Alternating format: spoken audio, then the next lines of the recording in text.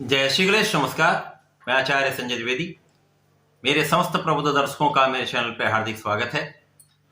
आज मैं मकर राशि का मार्च माह का मासिक राशिफल लेकर आपके सम्मुख उपस्थित हूं। मार्च माह में जो ग्रहों की स्थितियां हैं, जो ग्रहों के परिवर्तन हैं, वो मकर राशि के जातकों को किस प्रकार का लाभ देने वाले हैं, कौन सा भाव प्रबल होगा, कहाँ कितना लाभ ले पाएंगे, कहाँ पर समस्या आ सकती है, उसका क्या निराकरण है, संपूर्ण विश्लेषण मैं पूर्ण तरीके के साथ करने जा रहा हूं। प्रिय दर्शकों, ये राशिफल आपके चंद्र राशि पर आधारित है, परंतु जिन जातकों का मकर लग्न है उनको भी राशिफल अवश्य देखना चाहिए। मार्च माह में जो प्रारंभिक समय में ग्रहों की स्थितियां वो इस प्रकार होंगी। लग्न में ही मंगल के साथ शुक्राचार्य होंगे, मंगल यहाँ पर उच्च के होंगे। तृतीय भाव में शनिदेव होंगे, सूर्य और बुध के साथ इनका गोचर चल रहा है।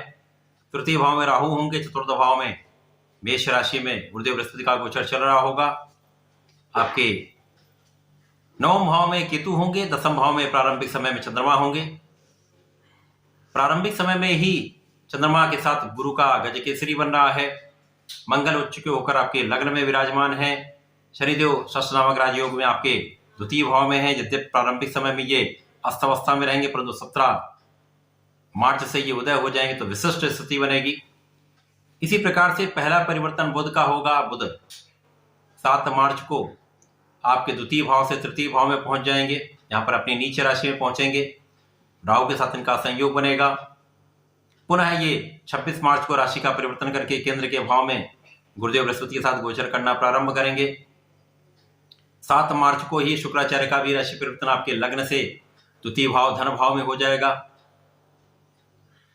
यहां पर 14 मार्च को सूर्य का राशि परिवर्तन द्वितीय भाव से तृतीय भाव में हो जाएगा। 15 मार्च को मंगल का राशि परिवर्तन आपके द्वितीय भाव में हो जाएगा तथा शुक्राचार्य पुनः राशि परिवर्तन करके माह के अंत में 31 मार्च को आपके तृतीय भाव में गोचर करना प्रारंभ करेंगे। इसके पश्चात 17 मार्च को जैसे मैंने बताया कि शनिदेव सूर्य के प्रभाव से मुक्त होकर उदय हो जाए। तो ये बड़े परिवर्तन का माह है, समय बदलने वाला माह है, जो बड़े लाभ कराने वाला है। प्रारंभिक समय से ही आपकी स्थिति अत्यंत प्रबल रहने वाली है, क्योंकि लग्न में ही उच्च के मंगल का होना, साथ में शुक्राचार्य का होना, जो कि मकर राशि के लिए अत्यंत कारक भी हैं, मित्रवत भी हैं। यहाँ पर मंगल शुक्र का एक योग आपको अत्यंत प्रभावी बना रहा है, आपके ऐश्वर्य में वृद्धि कर रहा है, आपके सुंदरता में वृद्धि कर रहा है तथा आपका आकर्षण बढ़ने वाला है। साथ में आप बहुत सामर्थ्यशाली रहने वाले हैं, क्षमतावान रहने वाले हैं, स्वास्थ्य समस्याएं कम हो जाएंगी। यहां पर निश्चित रूप से आप बहुत सकारात्मक रहने वाले हैं। इसी प्रकार से इस माह में आप बड़े धन का अर्जन करने वाले हैं। सूर्य बुध का बुधादित्य योग आपके धन भाव में होकर, क्योंकि यहाँ पर बुध जो आपके भाग्य के स्वामी हैं वहां पर द्वितीय भाव में धन भाव में होंगे। ज्योतिषीय नियम के अनुसार जब धन भाव के स्वामी धन भाव में हो, भाग्य के साथ उनका कोई संबंध बन जाए, तो भाग्य के स्वामी का युति प्रभाव हो जाए तो महाधन महाभाग्य का योग बनता है। तो मकर राशि के लिए निश्चित रूप से आपके लिए महाधन का योग बन रहा है। परिवार का संपूर्ण सहयोग आपको प्राप्त हो रहा है। पारिवारिक संपत्ति से भी आपको लाभ का योग बन रहा है। यहां पर निश्चित रूप से जो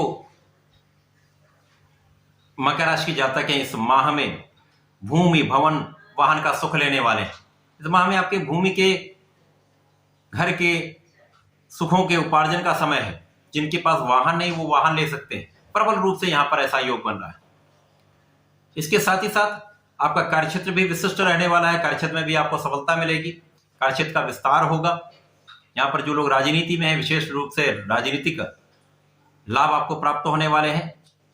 बड़ा पद का अर्जन आपको हो सकता है, साथ में कार्य का विस्तार हो सकता है। जनता के बीच में आप प्रभावशाली रहने वाले हैं, आपका नाम भी बढ़ने वाला है। ये समय विशेष है। आपके आयु की रक्षा, आपके स्वास्थ्य की संपूर्ण सुरक्षा हो रही है। साथ ही साथ यहां पर भाग्य का भी संपूर्ण साथ आपको मिलेगा। यहां पर शनिदेव का संपूर्ण प्रभाव आपके विशेष ज्ञान को बढ़ाने वाला है, आध्यात्मिक गुणों को बढ़ाने वाला है, पूजा पाठ में आपका मन लगने वाला है। यहां पर आपके लाभ की कई गुना वृद्धि होने वाली है।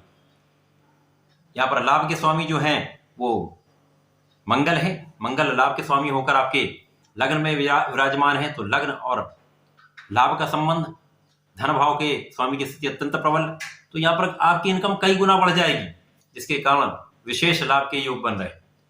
संतान पक्ष भी बलवान रहेगा, ज्ञान का क्षेत्र भी अच्छा रहने वाला है, आपकी बुद्धि भी सटीक लाभ देने वाली है। बुद्धि का सही प्रयोग करेंगे, सही गणनाएं करके आप अपने कार्यों में लगाएंगे तो सफलता का संपूर्ण योग बन रहा है। प्रतियोगिता परीक्षा में सफलता मिल सकती है। जो लोग विद्यार्थीगण हैं, परीक्षा दे रहे हैं, उनके लिए यहाँ पर सकारात्मकता आ रही, एक अच्छा रिजल्ट प्राप्त होने का पूरा योग बन रहा है। इसी प्रकार से यहाँ पर राहु का तृतीय भाव में होना, राहु तृतीय भाव में कारक कहे जाते हैं। यहाँ पर तृतीय भाव में होकर आपके भाग्य को बढ़ाने वाले हैं, आपके लाभ को बढ़ाने वाले हैं, परंतु कहीं ना कहीं यहाँ पर ये जीवन साथी के साथ सामंजस्य में कमी करेंगे। जीवन साथी के साथ क्लेश में बढ़ाने का कार्य करते हैं। साझेदारी में आपको भ्रम की स्थिति उत्पन्न करते हैं।